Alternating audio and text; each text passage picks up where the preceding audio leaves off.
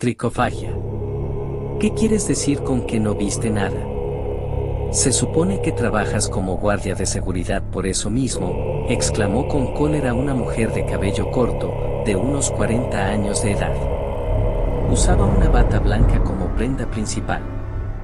Yo, no fui capaz de ver o escuchar nada, lo lamento de verdad, le respondió el guardia de seguridad, cabizbajo, tratando de no sentirse avergonzado y regañado como un niño pequeño, pues tienes mucho que lamentar.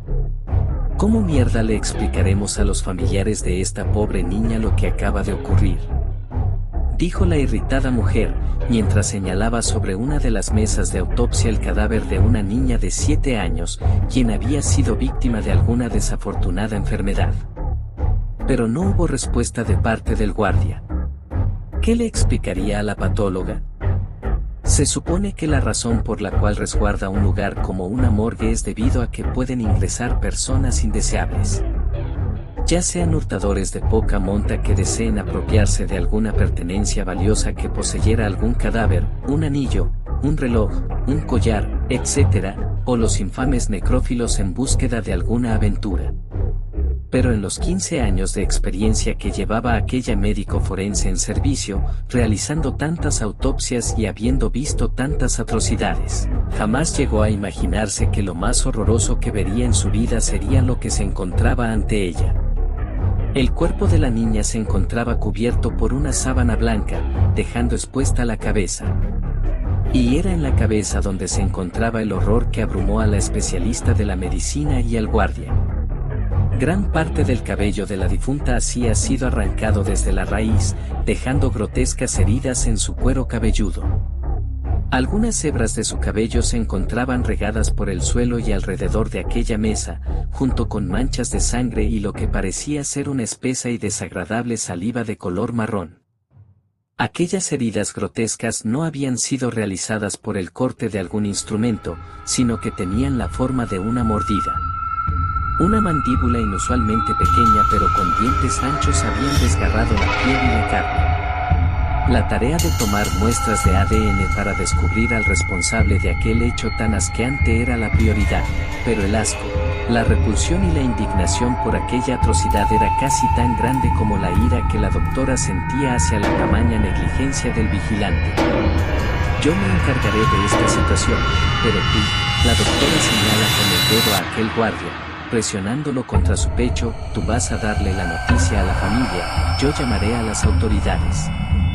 El vigilante solo asiente con la cabeza, apenado, mientras que observa a la forense retirarse, dando pasos que denotaban cólera. Esta patóloga esperaba que los resultados del laboratorio determinaran que era aquella sustancia desagradable de color marrón, y esperaba que el equipo forense consiguiese alguna otra pista que pudiese conectar a un sospechoso. Por su parte, aquel aparentemente negligente velador se dispuso a cumplir con la orden de la doctora, que fue comunicarles a los ya afligidos familiares de aquella difunta niña sobre el grotesco suceso y la falta de explicaciones respecto al mismo. Considerando el aspecto del cadáver de aquella niña, se tomó la decisión de velarla a ataúd cerrado. Mientras tanto, la doctora seguía esperando, divagando sobre lo mórbido de lo ocurrido. Las marcas de mordidas no salían de su memoria, e imaginar que alguien fuese lo suficientemente cruel, asqueroso, depravado y vulgar para cometer semejante acto, le daban ganas de vomitar, y esto en una persona que ha laborado tantos años en un entorno donde entran y salen cadáveres en todas las condiciones que uno pueda imaginar, es sin dudas algo para reflexionar. Ya tenía un temple fuerte, luego de haber visto tantas escenas que las personas normales nunca podrían soportar, así como también ha atestiguado escenas de crímenes necrófilos. Pero el ataque de este aparente necrotricófago consiguió abrumar a la especialista de la materia de autopsias, sobre todo cuando imaginaba el cómo alguien llevaría a cabo semejante acto, metiendo mechones densos del cabello de una difunta a su boca y rasgando el cuero cabelludo con los dientes, mientras babeaba por montones, masticaba y engullía la materia capilar y la carne del cráneo. La asqueaba. Aún así, el pensamiento que más le invade a aquella doctora es saber quién lo hizo. Era lo que más deseaba saber con el objetivo. Por desgracia, al encontrarse en un país densamente poblado y no tan desarrollado, los resultados del laboratorio no llegarían sino hasta dentro de al menos un par de días, por lo cual la espera sería exasperante. Por si fuera poco, el equipo forense no consiguió huellas o señales que mostraran alguna pista incriminatoria. No tenía opción, tenía que retomar sus labores en la morgue, pero también se comprometió personalmente para vigilar de manera eficaz, a diferencia de aquel irresponsable velador. Bajo su filosofía, si ella quiere hacerlo bien, debe hacerlo ella misma. Luego de una jornada de trabajo con nada fuera de lo normal y unas cuantas tazas de café, aquella doctora se dispone a prepararse para una noche de guardia. Apenas tomado una siesta de no más de un par de horas de duración, se equipa con una linterna en mano y la tonfa que era propiedad de aquel hombre a quien consideraba incompetente. ¿Y cómo no podría pensarlo?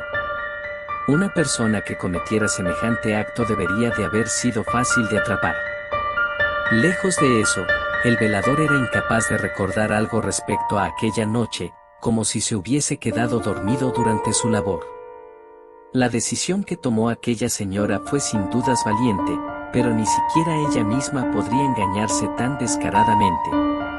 Tenía miedo porque contemplar la posibilidad de encontrarse con aquel enfermo le aterraba. Si era capaz de hacerle semejante cosa a los cadáveres, ¿qué podría quedar para un ser humano? Pero no había tiempo para divagar en sus temores, pues lo que debía hacer era simple: vigilar. Si el juicio del tiempo era correcto, habrían pasado al menos 3 horas desde que el turno de guardia de aquella mujer había comenzado. Patrullaba las instalaciones de la morgue, que en plena noche daban a aquel siniestro lugar el aspecto de un macabro laberinto de cuerpos. Pero esta visión, que horrorizaría a la inmensa mayoría de los seres humanos, no afectaba en lo más mínimo a una persona acostumbrada a trabajar con los cuerpos de seres humanos, al punto de poder comer al lado de estos como si nada. Ella creyó haber escuchado ruidos extraños en al menos 4 ocasiones, pero descartó las sospechas tras no conseguir la fuente de estos, asumiendo que estaba autosugestionándose. Las horas de vigilancia se le hicieron innegablemente aburridas y monótonas. En el fondo ella esperaba que su vigilia rindiese frutos para capturar al responsable de lo ocurrido. No obstante, ignoraba 1 o 2 detalles de sentido común. ¿Qué garantía había de que el que haya obrado aquel acto atacara de nuevo en la misma morgue, o a la noche siguiente del incidente? Suspiró pesadamente, encogiéndose de hombros y palmeando su frente por la sensación de estupidez que la invadió. Aún así, se comprometió a vigilar el lugar, y siendo que la carrera de medicina le exigió mucho en cuanto a administración de la energía refiere, el sueño no era un problema en lo absoluto, así que se dispuso a continuar con la vigilia. Si bien ya tenía experiencia trasnochándose, en algún momento de su labor como vigilante el sueño consiguió ganarle, causando que cayera profundamente dormida mientras se hallaba sentada en una silla. Hubiese dormido más, de no ser porque esta mujer era mucho más fácil de despertar. Los mismos ruidos raros que anteriormente había descartado por ser autosugestiones, en esta ocasión se escuchaban mucho más fuerte. De hecho, en ese momento ella pudo hacer una asociación, comparando el extraño ruido con el que produce una ventosa pegándose y despegándose de una superficie, repitiéndose una y otra vez. La luz del establecimiento era muy tenue, pues adoptaron una política de ahorrar en gastos de consumo de electricidad. La doctora se levanta muy silenciosamente y, con la tonfa en mano, se acercaba lentamente hacia el lugar de donde provenía aquel ruido, la sala de autopsias. Aquel extraño ruido se había detenido, solo para ser reemplazado con el inconfundible sonido de un masticar grotesco, crujiente, sonoro y desagradable, el cual hacía eco a través de toda la estancia. El ritmo cardíaco de la patóloga empezó a acelerarse mientras se acercaba a la habitación. Apretaba firmemente el arma contundente con el agarre de sus manos, mientras que seguía escuchando aquel repugnante ruido. Observaba su entorno, aquel pasillo que se hacía interminable, mientras caminaba muy lentamente. Recorría el entorno con su mirada, y una pequeña exhalada de espanto escapó de su boca, al distinguir lo que parecían ser manchas similares a huellas amorfas de color carnoso en el cielo raso de la morgue. Si bien la visión era inquietante, la doctora se convencía a sí misma que era presa de la paranoia. Finalmente, aquella mujer se encontraba frente a la puerta de acceso hacia la sala de autopsias. El sonido grotesco era más fuerte y los detalles lo hacían más desagradable. Fue después de respirar muy profundo que la patóloga, manteniendo su arma de defensa presta con sus dos manos, pateó la puerta con fuerza y apuntó hacia el frente con el agarre de la tonfa. Pero la respiración de la doctora enmudeció completamente, dejando caer el instrumento de defensa personal al suelo, cosa que causó un tremendo estruendo. Sus pupilas se mostraban inquietas, temblando. Resulta que lo que encontró fue una criatura de al menos 2,5 metros de largo, o eso estima la mujer, colgada sobre el techo. Adherida al cielo raso usando lo que parecían ser ventosas conectadas a 4 enormes patas insectoides de color marrón oscuro. Su cuerpo quintinoso se hallaba impregnado de lo que parecía ser una sustancia marrón similar a la saliva. Esta goteaba a chorros, dejando manchas muy pequeñas en el suelo. Pero aquello que en verdad fue destacado como la característica más horrorosa fue el alargado cuello que colgaba como una manguera. Era flexible, de un color carnoso muy pálido, con aparentes venas marcadas. Y la cabeza de aquel ser, similar en forma a lo que parecería ser un equino, pero muy alejado de este en apariencia. Sus enormes ojos de color amarillo purulento se complementaban con un punto negro muy pequeño, similar a los de las mantis religiosas. La mandíbula de aquella criatura se proyectaba hacia adelante de forma alargada, terminando en lo que parecía ser una boca muy pequeña. Sus labios eran inexistentes, y sus dientes eran enormes y pronunciados. Se encontraba mordiendo el cabello del cuerpo de una mujer de 30 años de edad, arrancando un enorme mechón desde la base como si fuese una tira de cinta adhesiva. Sus negras pupilas estaban orientadas hacia el cadáver, mientras se sostenía con sus patas y mantenía su alargado cuello en esa posición anómala.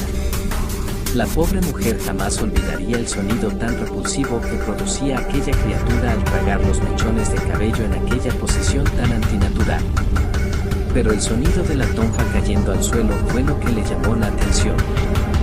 Dirigiendo la vista de sus pupilas hacia aquella aterrada doctora, la cual no pudo contener el grito de espanto antes de correr lejos de aquel lugar, siempre con el presentimiento de que aquella cosa la estaba siguiendo, pero no, ese engendro se mantuvo en la sala, comiendo. El shock la invadió desde ese momento, por lo cual la labor de las autoridades de tomarle la denuncia fue muy dificultosa. Además de lo descabellado de la historia, no se pudo comprobar quién, o en este caso, qué, fue el responsable. La doctora renunció voluntariamente al puesto de trabajo de la morgue, en la cual había laborado durante tantos años. Los casos de un aparente depredador necrofagófago esa misma morgue, hasta que eventualmente fue cerrada por causa de estos problemas. La patóloga recordaba con detalle el aspecto tan desagradable de aquella criatura, cosa que le causó terribles pesadillas y una sensación de sentirse observada por aquel error de la naturaleza en su propia casa. Hay algo más, no ayudó en nada para la colmada doctora saber que el ADN de aquella sustancia marrón tan desagradable que impregnó las escenas de aquellos actos resultó ser ADN humano. Créditos a quien corresponde.